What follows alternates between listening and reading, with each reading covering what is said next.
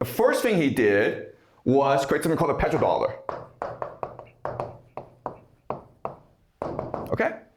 The petrodollar is where Saudi Arabia and other Middle East countries like Qatar, UAE, they only sell their oil in US dollars. So now, before the value of US dollars was tied to gold, the gold standard, now the value of US dollars is tied to oil. Okay? If you want to buy oil and everyone wants to buy oil, you need US dollars. And there's something called a petrodollar. Okay, that's the first thing. The second thing, which is relevant to us, is China. Okay? Opening. The strategy is to turn China into a manufacturing base for the global economy. Right? So the Middle East sells oil to the world. But China now will sell manufactured goods to the world, and China will also do so using US dollars. And these two things together create the current global economy. All right? Okay, so what I'm going to do now is I'm going to explain to you why America did this, okay? This is something called the Shanghai Communique. This is published in 1972.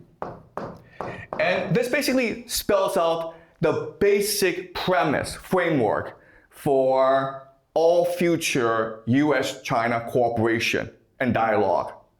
And the Shanghai framework basically resolves the Taiwan question.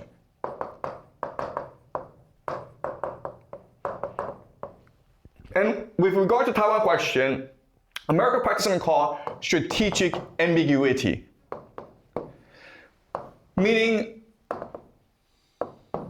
the United States will not be clear about the issue of Taiwan with regard to China.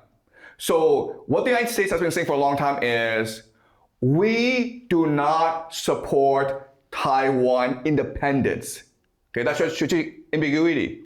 China would prefer the United States to say, we oppose Taiwan independence, in which case the United States is obligated now to prevent Taiwan from becoming independent.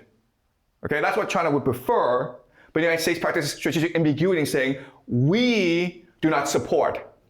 I would not be surprised if, over the next few months, Trump radically changes this attitude and declares that the United States is opposed to Taiwan independence. In fact, the United States supports the unification of China and Taiwan.